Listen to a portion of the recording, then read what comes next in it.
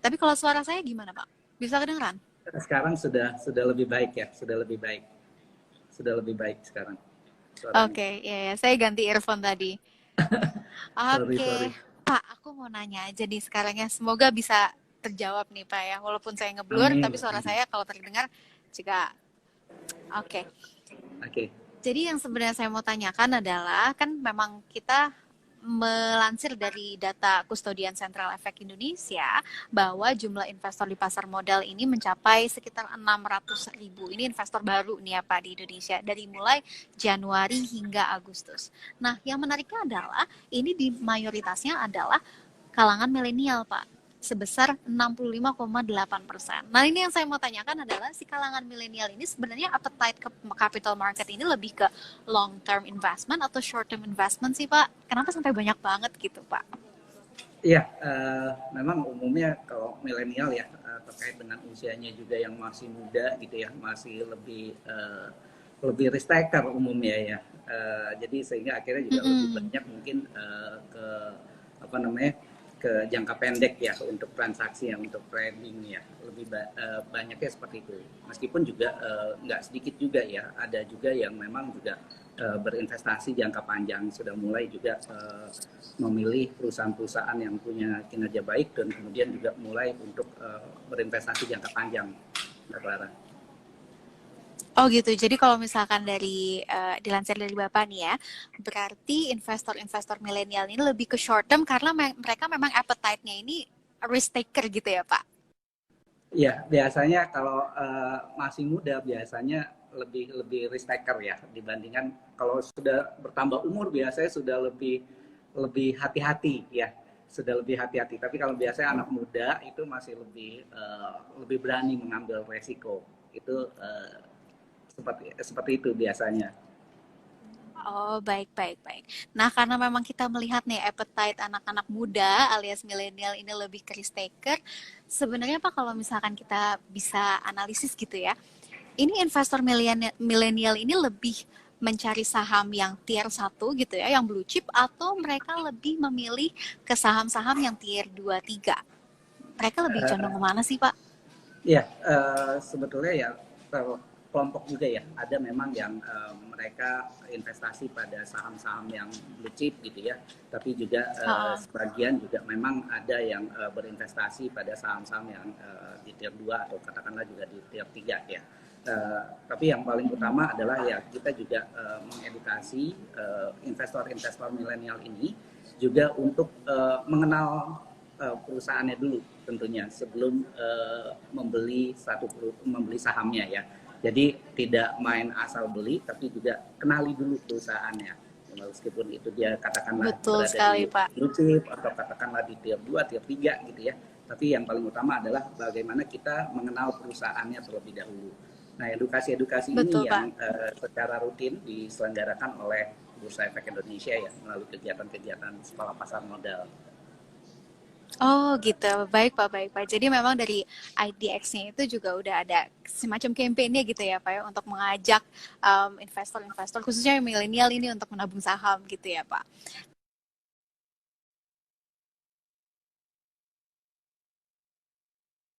Terus Bapak tuh Betul, tadi juga betul. membicarakan terkait dengan perusahaan yang memiliki performa yang bagus gitu. Memang secara teori kan kita sudah mengetahui bahwa pilihlah saham yang fundamental perusahaannya itu bagus. Nah sekarang pertanyaannya nih Pak, bagaimana sih Pak kita tahu bahwa perusahaan itu tuh fundamentalnya bagus atau ya cenderung biasa aja gitu? Kalau kata milenial B aja. Ya, itu bisa kita lihat dari tentunya kita lihat dari kinerja keuangan perusahaannya ya. Dari laporan keuangan perusahaannya, tentu sebelum kita beli saham kita lihat dulu ya. Kita pelajari dulu perusahaannya, kinerjanya selama ini seperti apa. Penjualannya dari waktu ke waktu 3 tahun terakhir, 5 tahun terakhir, penjualannya meningkat atau tidak. Kemudian juga kita lihat juga dari labanya ya, earning per share-nya itu juga dari Mm-mm. 3 tahun terakhir, 5 tahun terakhir itu seperti apa ya peningkatannya. Itu kita bisa lihat dari sana. Kemudian juga kita bisa lihat dari segi PER-nya ya, price earning ratio-nya. Kemudian juga kita bisa lihat dari PBV-nya, price to book value-nya. Tentunya kita lihat perusahaan-perusahaan yang dari segi PER-nya itu juga berada di bawah rata-rata industri, PBV-nya juga berada di bawah rata-rata industri, masih murah gitu ya. PBV-nya kalau bisa ya PER kali PBV juga mungkin tidak lebih dari 15 atau katakanlah juga lebih baik lagi kalau nggak lebih dari 10 kali gitu ya. Kemudian juga terkait juga dengan kita juga perlu bisa lihat juga dari ROE-nya ya, return on equity dari perusahaan. Sebaiknya juga memang kita lihat perusahaan-perusahaan yang tentu punya ROE yang berada katakanlah juga di atas deposito gitu ya. Kalau di atas suku bunga deposito kalau bisa 2 kali atau bahkan lebih dari 2 kali dari suku bunga deposito ya. Itu yang perlu kita perhatikan. Di samping itu juga yang harus kita perhatikan adalah terkait dengan debt to equity ratio ya. Debt to equity ratio ini kita debt-nya ya Pak. DER-nya ya kita perlu lihat DER-nya, kita cari perusahaan-perusahaan yang labanya juga lebih besar dibandingkan katakanlah dengan hutangnya ya.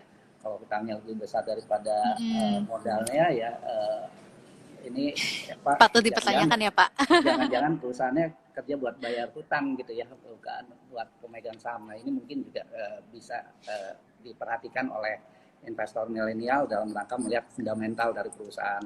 Dan yang nggak kalah penting juga kita lihat prospek bisnis dari perusahaan tersebut ya, prospek bisnisnya, kemudian juga manajemennya, bagaimana tata kelola perusahaannya gitu ya, track record dari manajemennya itu juga kita harus perhatikan. Kemudian juga terkait dengan economic mode-nya ya, juga nggak gampang ternyata untuk perusahaan lain untuk bisa masuk ke bisnis tersebut. Nah itu juga kita bisa perhatikan untuk nantinya melihat fundamental dari perusahaan yang baik tentunya.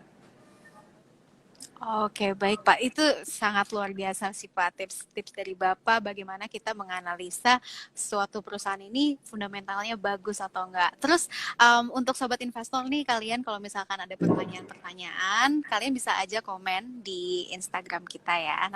Nanti Bapak Reza bisa bantu jawab. Gak apa-apa ya Pak Reza ya, nanti jawab-jawab kita ya. Boleh. Pak, tapi terkait dengan, ini ada yang bertanya nih Pak, dari Biandindi.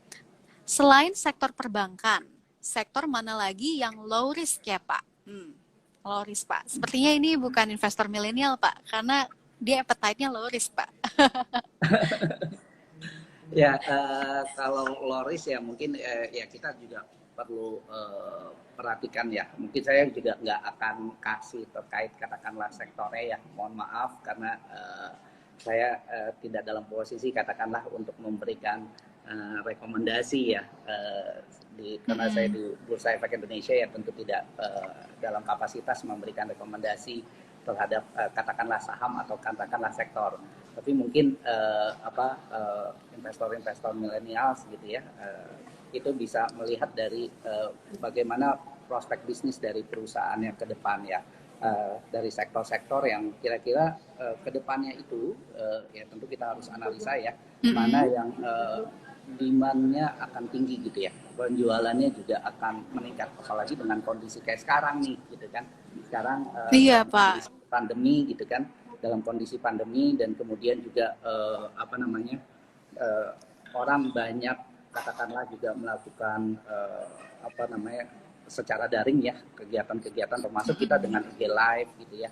Kemudian juga mungkin juga juga dalam kondisi pandemi ya, kesehatan menjadi satu hal yang penting gitu ya buat masyarakat. Nah mungkin bisa dilihat gitu ya, mana-mana yang kira-kira prospeknya menarik ke depannya.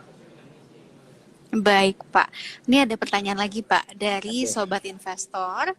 Dari Anendita Putri, momentum apa yang harus kita perhatikan ketika mau menanam saham? Ini kata-katanya bagus sekali Pak, menanam saham.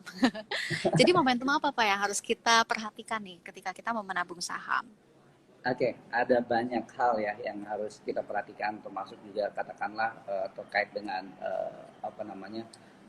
keputusan-keputusan pemerintah gitu ya. Itu juga hal-hal yang tentunya kita perlu perhatikan ya.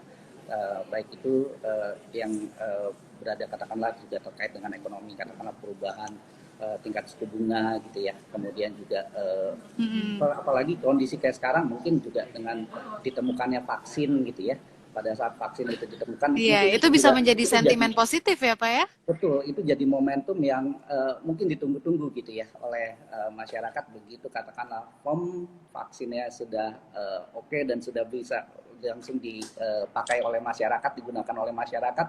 Ini sepertinya momentum yang luar biasa yang akan juga insya Allah akan mendongkrak IHSG kita kembali naik ya. Iya, kembali ke zaman dulu ya Pak, di 6.000. Saya kangen nih ngelihat angka 6.000 Pak. Sekarang adanya di 4.000, 5.000, 4.000, 5.000. Kalau Gitu mudah-mudahan Pak. bisa tembus ya jauh dari kondisi katakanlah sebelumnya katakanlah hacknya juga gitu ya. Pasca katakanlah kita sudah bisa kembali normal dan kembali keluar dari pandemi ini ya. Iya, semoga ya Pak ya. Amin, Soalnya saya amin. nih kalau ngelihat indeks harga saham gabungan bener-bener volatile banget Pak sekarang ya, memang pasar modal. Dan nggak cuma pasar modal sih Pak ya. Kalau kita lihat juga kayak industri-industri lainnya juga, pertambangan dan lain hal sebagainya itu juga volatile sekali Pak. Semoga ini recovery-nya secepat mungkin ya Pak ya. Amin, amin, amin. Pak, ada satu lagi pertanyaan dari Sobat Investor yang kita Oke, bacakan. boleh. Dari Alfi Fadil. Selain dari laporan keuangan, acuannya dari mana lagi Bapak Ibu? Gitu. Acuannya dari mana ya Pak? Selain laporan keuangan. Mungkin ini konteksnya lebih ke perusahaan dengan fundamental yang bagus. Ya, selain laporan keuangan ya tentu kita perlu lihat juga annual report dari perusahaan ya, karena di dalam annual report perusahaan tersebut juga tergambar bagaimana bisnis perusahaan ya kemarin ini dan kemudian apa yang akan dilakukan manajemen ke depannya itu juga perlu kita perhatikan. Dan kemudian juga ya tentu ada baiknya kita sebagai investor mengikuti kegiatan seperti public expose ya. Public expose Oke. di dalam kegiatan public expose itu ya emiten juga menjelaskan bagaimana kinerja emiten tersebut, kemudian juga apa strategi apa yang akan dilakukan ke depannya itu tentunya akan memberikan gambaran pada investor untuk nanti juga memutuskan kira-kira ingin berinvestasi di emiten tersebut atau katakanlah mencari emiten lain yang mungkin juga punya prospek yang lebih baik ke depannya. Iya Pak. Kalau misalkan kita bicara tentang calon investor nih Pak ya, bagi investor-investor muda, mungkin calon investor kali yang belum memulai menabung saham tapi mau menabung saham, itu kira-kira tempatnya di mana sih Pak? Ya, kalau mau mulai untuk menabung saham, ada baiknya bisa pertama adalah mengikuti kegiatan sekolah pasar modal di Bursa Efek Indonesia ya. Jadi ya ada di baik itu di kantor pusat ya maupun juga ada di kantor-kantor perwakilan di Bursa Efek Indonesia mengikuti kegiatan sekolah pasar modal ya kita belajar dulu dan kemudian juga di situ juga pada kegiatan sekolah pasar modal juga diharapkan juga langsung membuka rekening dan dari sana kemudian juga sudah mulai bisa action nih gitu ya. Jadi nggak hanya katakanlah belajar teori tapi juga langsung praktek nih mau beli saham apa gitu ya. Kemudian juga kebetulan juga nanti di kegiatan sekolah pasar modal juga akan hadir bersama dengan perusahaan sekuritas dan jadi bisa langsung belajar juga terkait juga baik itu analisa fundamental, analisa teknikal maupun juga terkait dengan sistem aplikasi dari perusahaan sekuritasnya. Baik Pak, kalau Bapak nih Pak, kan Bapak ini selaku Head of Representative Office Jawa Barat. Kalau investor-investor yang mau mulai invest ya, berarti calon investor, saya salah ngomong tadi. Calon investor yang mau menabung saham di Jawa Barat, itu mulainya gimana Pak ya? Lebih enaknya di manakah, atau tempatnya apa, platformnya apa gitu Pak? Iya, jadi yang pertama tadi ikuti kegiatan sekolah pasar modal ya yang diselenggarakan oleh Bursa Efek Indonesia, kantor perwakilan Jawa Barat ya bisa ikut kegiatan sekolah pasar modal. Jadwal SPM-nya sendiri bisa dilihat di Instagram kita IDX_Jawa Barat ya.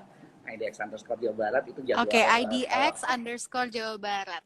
ya, bisa lihat jadwal dari sekolah pasar modalnya, kemudian juga di situ juga nanti bisa langsung buka rekening ya di dalam kegiatan sekolah pasar modal Oh, bisa tersebut ya. langsung. Ada perusahaan-perusahaan sekuritas yang terlibat ya. Saat ini ada 43 perusahaan sekuritas yang punya kantor cabang di Jawa Barat ya juga nanti terlibat, dan kita langsung bisa buka rekening di perusahaan sekuritas yang mengikuti kegiatan SPM, yang support kegiatan SPM. Atau juga kalau enggak juga nanti para calon investor juga bisa datang ke kantor-kantor cabang dari perusahaan-perusahaan sekuritas yang ada di Bandung maupun yang ada di Jawa Barat. Oh iya, baik Pak, menarik sekali Pak. Dan saya juga ada info nih Pak, bagi sobat investor yang pengen tahu informasi seputar pasar modal, khususnya di Jawa Barat nih, bisa segera hubungi Galeri Investasi Bank BJB di nomor telepon 022 4211 415, dan juga ada lini teleponnya, handphone maksud saya, di 082132000062. Di situ juga bisa loh Pak ternyata. Betul, Mbak Clara. Jadi memang Mm-mm. di Galeri Investasi BJB, Bank BJB juga ya insya Allah dalam waktu yang tidak lama juga kita sedang menginisiasi juga untuk pendirian perusahaan efek daerah ya, BJB Sekuritas. Jadi juga Mm-mm. investor, para calon investor juga nanti bisa termasuk juga membuka rekening nantinya itu juga di BJB Sekuritas, insya Allah ya, nggak lama lagi mudah-mudahan. Insya Allah. Dengan adanya perusahaan efek daerah ini juga dapat memudahkan calon-calon investor ya Pak untuk mendapatkan informasi terkait pasar modal, dan juga bisa lebih gampang untuk berkontribusi, ya nggak sih Pak? Betul, betul sekali. Jadi apalagi Jawa Barat ya, Jawa Barat ini punya Mm-mm. potensi yang luar biasa, Mbak Clara ya. Jumlah penduduk di Jawa Barat itu sekitar 50 juta jiwa ya.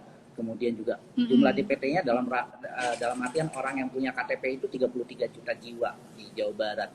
Jadi angkanya Mm-mm. cukup besar, dan kemudian juga jumlah investor kita juga masih sangat kecil, baru di 238.000 ya di Jawa Barat ya, Mm-mm. di Jawa Barat, dan ini juga investor milenialnya juga cukup banyak ya, cukup menggembirakan juga, pertumbuhannya juga sampai 65% ya di 2020 ini. 65%. Oh, baik-baik. Itu laju pertumbuhannya besar sekali ya Pak ya. Berarti antusiasme investor-investor di Jawa Barat tuh luar biasa ya Pak, dibandingkan dengan regional lain gitu ya Pak, bisa dibilang.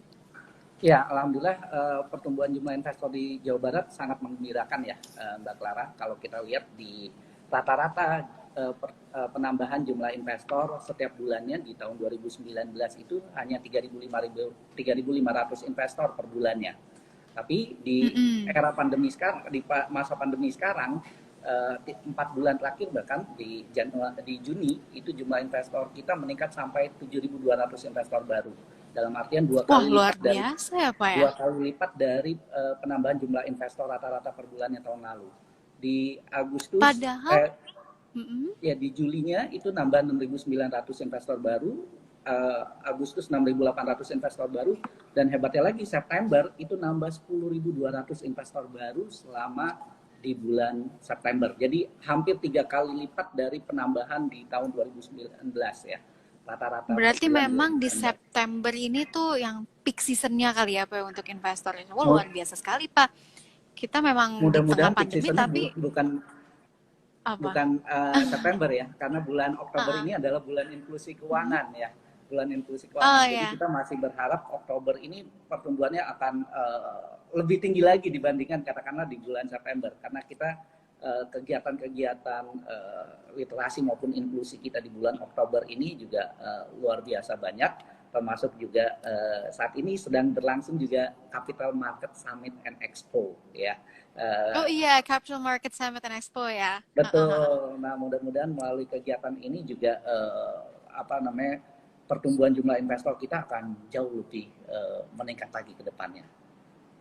Ya, kita berharap seperti itu ya Pak ya. Oke.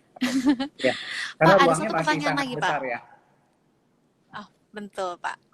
Ya. Pak, ada satu pertanyaan dari sobat investor Hmm. yang membuat harga saham perusahaan naik, yang saya tahu karena naiknya jumlah investor yang membeli saham tersebut. Betul. Selain itu, faktor apa lagi yang membuat harga suatu saham itu naik, Pak? Mungkin suatu Oke. perusahaan harga sahamnya naik gitu ya, Pak, maksudnya. Oke. Harga saham itu ditentukan berdasarkan mekanisme pasar ya, Mbak Clara. mekanisme pasar, kekuatan permintaan dan penawaran. Pada saat permintaannya naik, otomatis harga sahamnya akan naik. Tapi sebaliknya pada saat penawarannya lebih tinggi daripada permintaan, maka harga saham akan mengalami penurunan. Nah, permintaan dan penawaran ini dipengaruhi oleh banyak faktor ya, oleh banyak faktor. Di antaranya kinerja keuangan perusahaan ya, kinerja perusahaan. Kalau misalkan labanya meningkat ya otomatis demand-nya akan tinggi. Demikian juga, tapi sebaliknya kalau misalkan labanya menurun ya otomatis juga harganya akan turun gitu ya, karena penawarannya orang yang mau jualnya akan lebih banyak daripada yang mau beli. Nah, di samping itu juga laba meningkat menurunnya juga ada banyak faktor yang juga mempengaruhi ya. Contoh katakanlah pada saat tingkat suku bunga naik gitu ya, tingkat suku bunga naik maka juga beban perusahaan, tentu beban bunga perusahaan akan meningkat. Beban bunga perusahaan meningkat bisa jadi malah justru akan mengurangi laba dari perusahaan. Itu juga mempengaruhi. Kemudian juga terkait dengan katakanlah pada saat terjadi kenaikan BBM juga mungkin akan meningkatkan juga biaya transportasi dari perusahaan. Itu juga tentu akan menekan dari segi laba dari perusahaan, dan ini tentu akan mempengaruhi demand dan supply tadi. Makanya ada banyak sebetulnya faktor ya yang mempengaruhi terhadap kenaikan dan maupun penurunan harga saham. Tergantung nanti dorongan terhadap demand-nya atau supply-nya yang lebih kuat, nanti tarik-menariknya antara demand dan supply tadi. Kalau demand-nya lebih tinggi ya otomatis maka harga naik, tapi sebaliknya pada saat supply-nya lebih besar tentu harga sahamnya akan turun gitu ya. Karena memang kembali lagi ke hukum ekonomi ya Pak, hukum supply demand lagi ya. Gitu Pak. Betul, sebab berarti kita harus melihat kinerja itu dari mekanisme pasar ya. Jadi itu yang mempengaruhi harga saham dari suatu perusahaan. Betul Pak. Pak, lanjutnya ada satu pertanyaan dari sobat investor. Dari Pak Azenda. Gimana caranya pemula pelajari fundamental perusahaan? Nah, mungkin tadi kita sudah berbicara tentang bagaimana kita melihat perusahaan itu fundamentalnya bagus atau tidak. Seperti yang Bapak bilangkan, kita lihat PBV, PER-nya, debt equity ratio, dan lain hal sebagainya. Tapi mungkin investor-investor pemula ini masih belum begitu aware ya Pak dengan kalimat-kalimat tersebut. Mungkin ada yang lebih simpelnya bagaimana kita tahu bahwa perusahaan itu tuh memiliki fundamental yang bagus atau tidak gitu. Oke, ya. Seperti tadi sebetulnya sudah saya jelaskan juga ya, terkait juga kita perlu lihat laporan. Betul, kita perlu lihat laporan keuangan dari perusahaan ya, laporan keuangan dari perusahaan, kemudian kita bisa lihat penjualan perusahaan ya, penjualannya meningkat nggak dari waktu ke waktu, kemudian juga ya 3 tahun terakhir, 5 tahun terakhir, bagaimana penjualan dari perusahaan. Kemudian habis itu juga kita bisa lihat labanya dari perusahaan, kemudian laba per sahamnya atau EPS-nya itu juga kita bisa lihat EPS-nya meningkat nggak dari waktu ke waktu, sehingga setelah dapat tadi EPS kita bisa hitung PER, price earning ratio ya, perbandingan antara harga dengan earning per share-nya ya. Semakin tinggi PER-nya ya harganya bisa jadi sudah mahal gitu ya, sudah mahal. Nah, ini yang kita tentu bisa lihat ya. Ya PER sebaiknya juga tidak terlalu tinggi ya. Tapi kalau PER yang tinggi bisa aja juga masih tetap punya prospek yang bagus sejauh katakanlah juga ROE-nya ya, return on equity-nya, hasil dari perusahaannya seperti apa gitu ya. Kita berharap ya ROE dari perusahaan ada baiknya investor juga bisa lihat perusahaan-perusahaan yang punya ROE yang tinggi ya, tingkat ROE-nya tentu diharapkan bisa lebih tinggi daripada bunga perbankan gitu ya. Kemudian juga bisa dilihat tadi dari segi price to book value-nya, perbandingan antara harga dengan book value dari perusahaan. Cari perusahaan-perusahaan yang PBV-nya juga tidak tinggi ya, masih berada di bawah rata-rata industri. Cari perusahaan-perusahaan juga yang rajin membagikan dividen juga gitu ya, rajin membagikan dividen. Nah, ini juga dividen ya Pak, kita tunggu-tunggu sekali ya. Betul. Nah, itu juga ya satu hal yang mungkin bisa jadi perhatian dari para investor. Dan yang nggak kalah penting juga tadi lihat manajemen dari perusahaan ya. track recordnya seperti apa gitu ya. Terus kemudian juga prospek bisnis perusahaannya ke depan itu juga harus kita perhatikan. Economic mode-nya juga ya, mudah tidak perusahaan lain untuk masuk ke bisnis tersebut, itu juga tentu akan menentukan dari fundamental dari perusahaan ke depannya gitu ya. Ini Bapak tadi udah berbicara terkait dengan prospek bisnis suatu perusahaan. Saya tertarik nih Pak untuk membahas ini karena memang kita berada di situasi di mana pandemi COVID-19 ini kan nggak ada yang memprediksi apa sebelumnya ya, tiba-tiba 2020 ada nih si pandemi ini yang benar-benar mengubah bagaimana kita berbisnis, bagaimana kita bekerja, pokoknya mengubah semuanya sih Pak. Ini COVID-19 ini merupakan sentimen yang sangat kuat gitu ya, terutama untuk pasar modal. Nah ini Pak terkait dengan prospek suatu perusahaan di tengah pandemi nih Pak. Kalau kata Ibu Menteri Keuangan Sri Mulyani, ada 3 sektor yang akan lekas bangkit usai wabah virus corona, yaitu transportasi, perdagangan, sama pariwisata. Menurut Bapak, Bapak setuju nggak dengan statement dari Bu Sri Mulyani? Setuju banget Mbak Clara. Kenapa? Karena kalau kita lihat kan sekarang kita PSBB nih ya, banyak juga negara juga memutuskan buat lockdown gitu ya, membatasi geraknya. Nah tentu masyarakat juga orang juga penat gitu ya, capek gitu dengan kondisi PSBB ini. Begitu katakanlah PSBB dibuka, negara-negara lain juga pada dibuka lockdown ya, tentu kita pengen jalan-jalan gitu ya, pengen jalan-jalan karena udah stres mungkin di rumah aja gitu ya, stres di Penat rumah aja, sekali gitu ya Pak ya. Pengen berlibur, pengen jalan-jalan. Tentu ini akan sektor transportasi tentu akan meningkat. Kemudian pariwisata juga tentunya akan meningkat pada saat orang di berbagai, bukan hanya orang Indonesia ya, tapi orang di berbagai negara juga ingin berlibur tentunya ya. Pada saat setelah pandemi ini usai, tentunya pengen sekali untuk berlibur. Makanya sektor pariwisata tentunya akan cepat pulih ya pada saat katakanlah pandeminya berakhir, sehingga akhirnya juga tadi pariwisata, transportasi ya, kalau orang pariwisata ya tentu pengen jalan-jalan butuh transportasi gitu ya. Nah itu berkesinambungan gitu ya Pak ya.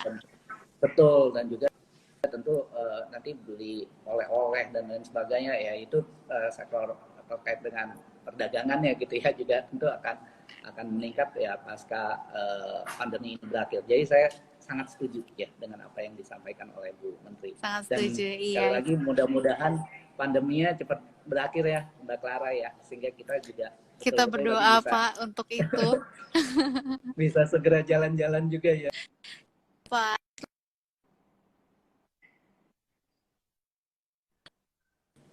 Iya, semoga ya Pak ya. Kayaknya kita udah penat sekali ya, kantor, rumah pakai masker. Ya, semoga ini cepat selesai lah Pak ya. Apalagi banyak juga yang Terus masih juga berarti WFH, sobat investor, masih banyak iya juga yang ya, WFH kan ditambah ya. WFH. Bahkan nggak ke kantor, di rumah aja gitu ya. Di rumah aja, di rumah. Dan Saya nggak apalagi di kebayang rumah kalau juga saya WFH. ya sekalian ngurusin anak-anak juga di rumah aja gitu ya, belajarnya juga dari rumah apa segala macam. Itu banyak sekali yang saya dengar juga ibu-ibu yang stres gitu di rumah aja, karena ya tadi Iya juga Pak. anaknya di rumah ngurusin PR anaknya, tugas-tugas anaknya ngawasin, itu juga luar biasa gitu ya. Iya, jadi emang ada problem baru karena memang ini sesuatu yang baru ya, work from home. Gak ada yang bisa ngeprediksi ini akan terjadi sebelumnya, ya nggak sih Pak? Betul, betul.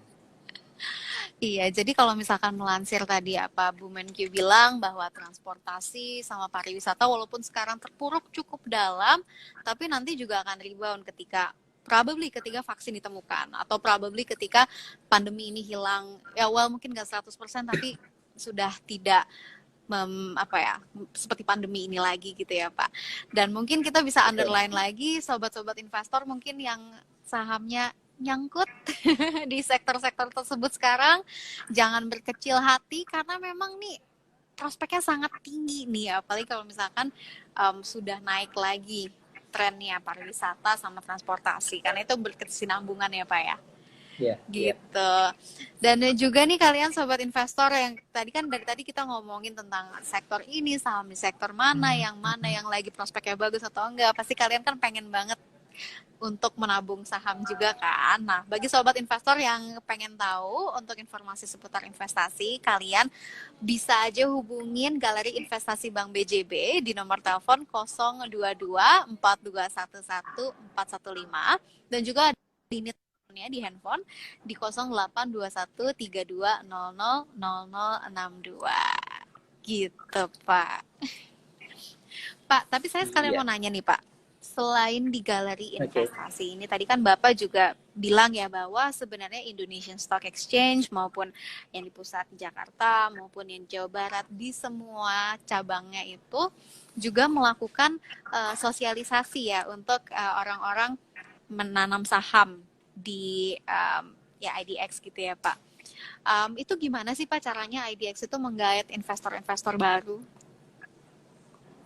Ya, menggait investor-investor baru ya dengan kegiatan-kegiatan tadi ya kita promosikan ya, kegiatan-kegiatan sekolah pasar modal kita maupun juga kegiatan-kegiatan edukasi pasar modal, dan kita juga ada kegiatan Mm-mm. edukasi-edukasi lanjutan ya terkait dengan workshop analisa fundamental, workshop analisa teknikal. Ini dalam rangka Mm-mm. memang juga kita mengedukasi investor-investor kita supaya lebih tajam lagi analisanya, dan kegiatan-kegiatan itu juga kita promosikan juga melalui media sosial ya, melalui media sosial karena sekarang Mm. zamannya medsos gitu ya, dan kita juga promosikan juga melalui medsos terkait dengan kadang-kadang juga dengan IG IG Ads gitu ya, kemudian Facebook Ads juga, Mm-mm. karena milenial tuh sangat familiar dengan itu ya, jadi dengan Instagram, dengan Lebih familiar, Pak. betul, lebih familiar. Jadi juga itu jadi cara buat kita juga buat menggait ya. Tinggal kita nanti kalau kita pakai IG Ads itu kan kita bisa setel ya terkait dengan katakanlah kelompok usia berapa yang ingin kita sasar, kemudian juga profesi Mm. apa yang ingin kita sasar, kemudian juga terkait dengan radiusnya daerah mana yang ingin kita promosikan gitu ya. Sehingga akhirnya juga ya alhamdulillah berkat itu pula mungkin juga akhirnya jumlah investor kita kelihatan pertumbuhannya sangat menggembirakan ya. Mm-mm. Dan yang paling utama juga tentunya bukan hanya katakanlah mengajak investor, tapi juga setelah bergabung juga bagaimana kita bisa mengedukasi mereka bisa menjadi investor-investor aktif dan Mm-mm. investor-investor yang cerdas tentunya dalam berinvestasi. Tentu Pak, luar biasa Pak. Nah, sekarang ada satu pertanyaan lagi Pak. Dari Sobat Investor, nih pertanyaannya. Kapan waktu yang bijak dalam membeli saham? Apakah waktu harga sedang turun atau sedang naik? Tapi kalau harga turun, khawatir perusahaannya sedang low perform. Itu Pak. Ada satu sobat investor yang sedang galau nih sepertinya nih Pak. Mau beli, mau chip in atau nanti dulu gitu. Melihat memang sekarang lagi volatilitasnya itu tinggi banget Pak. Menurut Bapak gimana tuh Pak? Sekarang nggak usah ditunda ya, kalau kita mau ya bisa mulai dari sekarang, dan juga nggak mesti dengan angka yang besar terlebih dahulu, bisa mulai sobat semua ya untuk berinvestasi saham. Jadi dari angka yang kecil dulu, dan kemudian juga nggak perlu khawatir katakanlah kalau misalkan turun, sejauh kita tahu value dari perusahaan gitu ya, walaupun harganya turun gitu, sebetulnya ini ada kesempatan buat kita beli di harga diskon pada saat turun. Kalau kita tahu Mm-mm, bahwa value-nya betul. harganya sebenarnya di bawah value dari perusahaan tersebut. Perusahaan ini punya potensi ke depan yang cukup baik, punya prospek yang cukup baik ke depan. Jadi nggak perlu khawatir itu, sejauh kita sudah paham ya, ngerti tadi nilai perusahaan berapa pada saat under value, Mm-mm. ada kesempatan buat kita buat bisa membeli di harga diskon sebetulnya. Jadi untuk investasi jangka panjang sebetulnya sekarang saatnya ya, pada saat kondisi sekarang pandemi ini banyak saham-saham yang sebetulnya lagi terdiskon ya, lagi terdiskon, dan Mm. ada peluang buat kita buat bisa memperoleh mungkin yang namanya multi bagger gitu ya. multi bagger, bisa dapat kenaikan yang luar biasa ke depannya karena perusahaannya kondisinya sekarang mungkin under value gitu ya. Tapi kalau misalkan kita berbicara apakah itu under value, apakah itu low performance, itu bisa nggak sih Pak?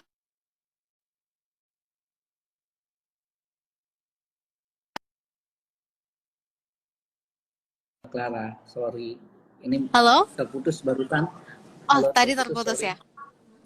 Oke, Iya, kalau sekarang sudah terdengar jelas. sudah terdengar kembali. Oke, baik Pak. Sekarang saya mau nanya aja sih Pak, terkait dengan tadi yang Sobat Investor tanyakan ya. Kan dia tuh ketakutannya adalah ketika dia membeli harga saham yang murah, itu kan memang kita bisa lihat bahwa harganya itu memang terdiskon gitu ya Pak, di tengah pandemi gitu.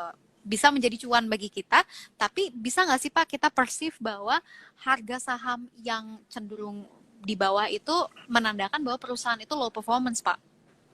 Ya, makanya ya kita perlu perhatikan, kita perlu pelajari laporan keuangan dari perusahaannya. Apakah memang kinerja perusahaannya turunnya jauh banget gitu ya, dalam sekali ya, penurunan harga sahamnya memang didukung oleh katakanlah penurunan kinerja yang dalam, atau katakanlah mungkin penurunan kinerjanya mungkin nggak terlalu dalam, tapi harga sahamnya turun jauh lebih dalam. Atau bisa jadi mungkin kinerja sebetulnya naik tapi harga sahamnya udah turun banyak gitu. Nah ini yang tentu kita harus lihat kembali ya, lihat kembali laporan keuangan perusahaan, kemudian kita bisa lihat kinerjanya turunnya seperti apa, atau katakanlah masih naik dan harga sahamnya turunnya seperti apa. Itu yang tentu kita perlu perhatikan ya Mbak Clara ya. Saya punya Betul-betul, satu contoh. lagi-lagi memang sebelum kita Oke, Ya, contohnya apa, Pak? saya punya satu contoh kondisi krisis supply mortgage di 2008 ya. Di 2008. Di 2008 pada saat itu harga saham Astra Januari 2008 itu di harga 2.900 Mbak Clara. 2.900 Januari 2008. Kemudian di Oktober 2008 harga saham Astra itu turun sampai Rp700, sekitar 700-an. Dari 2.900 Dalam turun sekali. ke 700-an dalam sekali. Tapi sebetulnya harga saham Astra di 700-an itu under value gitu ya, under value. Kenapa? Kalau kita lihat harga saham Astra di di Oktober 2010, 2 tahun kemudian harga saham Astra itu udah di 6.000, sudah di 6.000-an, level 6.000. Jadi kalau kita berani beli pada saat itu, beli di harga 700-an di Oktober 2008, di Oktober 2010, 2 tahun kemudian, itu keuntungannya luar biasa. 700-an%. Iya, berkali-kali lipat ya, Pak ya. 700-an%. Dapat multi bagger kita tuh. Dapat saham yang multi bagger. Kenapa? Ya, karena kalau kita lihat sebetulnya kinerja Astra di 2008 itu nggak turun gitu. Tidak turun. Astra bahkan masih mencetak pertumbuhan laba selama tahun 2008. Tapi harga sahamnya turun dalam. Kenapa? Karena krisis subprime mortgage pada saat 2008. Subprime mortgage 2008. Iya, dan itu berpengaruh sekali sama Astra ya. Betul. Investor asing kita banyak yang jual pada saat itu. Banyak yang sell gitu ya, di saham Astra tersebut banyak yang menjual. Kenapa? Karena takut jangan-jangan perusahaan-perusahaan di Indonesia ikutan beli subprime mortgage yang Amerika gitu ya. Padahal subprime mortgage kan ada di Amerika gitu ya. Takut jangan-jangan Iya, terpengaruh. jadi lebih ke panic selling gitu ya, Pak ya. Betul, karena panic selling akhirnya penjualannya lebih banyak gitu ya, sehingga harga sahamnya turun dalam, padahal kinerja perusahaannya baik-baik aja gitu, kinerja perusahaannya baik-baik saja gitu kan. Nah sebetulnya ini yang bisa kita cari dengan kondisi kayak sekarang. Ada saham-saham yang sebetulnya kinerjanya baik-baik saja, tapi harganya sudah turun dalam gitu ya, sudah turun dalam, dan itu bisa kita beli dan kita bisa memperoleh ya multi bagger. Pada kondisi kayak gini ada peluang kita buat bisa memperoleh ada peluang yang besar untuk bisa memperoleh multi bagger tadi pada saat krisis ya. Iya Pak, berarti kita bisa underline bahwa kalau sekarang nih di pandemi COVID-19 ini, walaupun ya secara keseluruhan ya semua sektor turun lah, atau ini benar-benar memiliki impact ekonomi yang sangat besar, tapi kita bisa mengambil momentum dari sini justru Pak ya. Contohnya Betul. seperti Astra tadi gitu ya Pak. Betul, Iya, betul. Pak, saya mau Apalagi underline nih, Pak. kemudian, Kita tinggal berbicara 5 menit lagi nih, Pak. oke, Saya mempersilahkan satu sobat investor nanya lagi ya, Pak. Nggak apa-apa ya, Pak? oke, siap, siap, siap. Oke, nih ada satu pertanyaan dari Mas Josh. Kapan harga saham disebut menyentuh titik tertinggi? Sementara menatap senyum Mbak Clara membuat maaf Pak kebaca yang bawahnya. Tapi intinya kita gimana tahu bahwa Kayak saham itu banyak fansnya menyentuh Mbak titik Clara tertinggi? ini. Saya juga nggak tahu Pak. Ya, Menurut Bapak gimana Pak? titik tertinggi ya tentu kita bisa lihat dari segi apa, dari segi tadi dari segi pernya, PBV-nya ya. Kalau Hmm. angkanya juga sudah tinggi ya tentu ini sign juga buat kita ya bahwa mungkin kita Yes. bisa Bahwa itu sudah eh, dijenuh gitu ya. betul betul ya. Kemudian juga ada Hmm. juga mungkin juga terkait dengan teknikal juga ada indikator-indikator juga yang bisa menjawab terkait dengan apakah harganya sudah tinggi gitu ya. Kita bisa lihat juga dari mungkin stochastic oscillator gitu ya, RSI-nya gitu. Mm-mm. Juga kita bisa bisa melihat sih sebetulnya level supportnya dari saham tersebut di level berapa gitu ya. Mm-mm. Kemudian katakanlah pada saat juga tembus resistannya ya, tembus resistannya itu didukung oleh Mm-mm. volume, kemudian juga terkait juga dengan apa fundamental dari perusahaannya seperti apa gitu ya.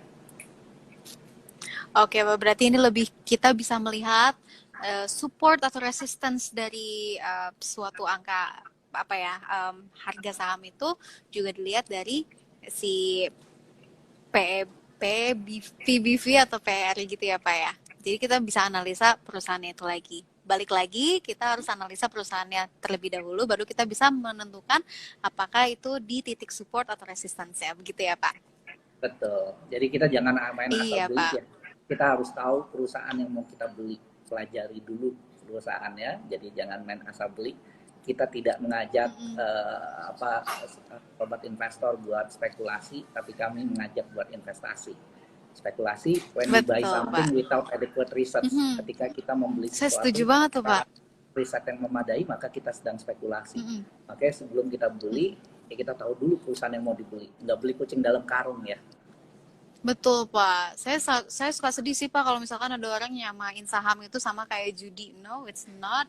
It's not even the same thing ya nggak sih Pak? Because Ya, we are ya, apa ya assessing laporan keuangan dan lain hal sebagainya gitu ya Pak. betul.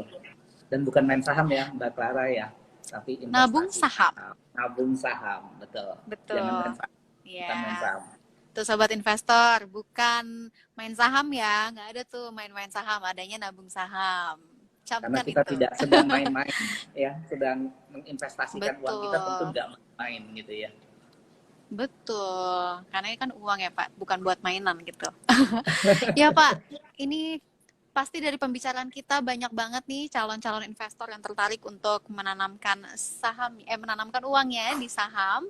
Dan tentunya bagi sobat investor yang ingin mengetahui informasi seputar investasi, khususnya untuk kalian yang di Jawa Barat nih, pasti antusiasmenya tinggi banget kan.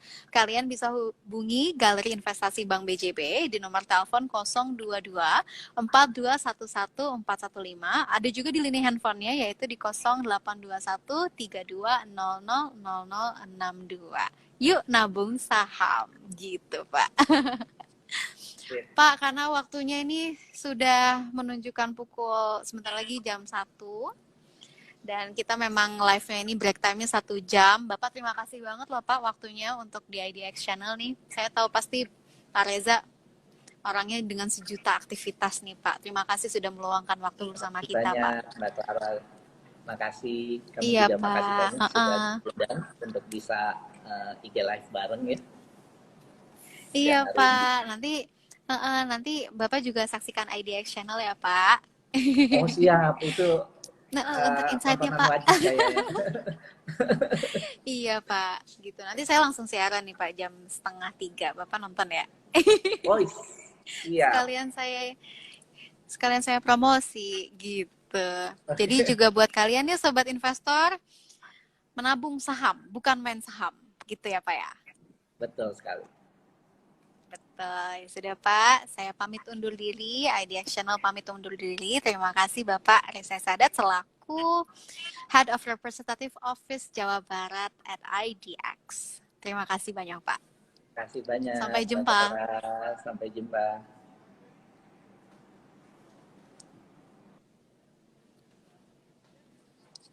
Oke, tadi perbincangan dengan Pak Reza Sadat sudah berlangsung selama 1 jam. Terima kasih atas antusiasmenya ya, sobat-sobat investor. Saya Clara Antawijaya, pamit undur diri.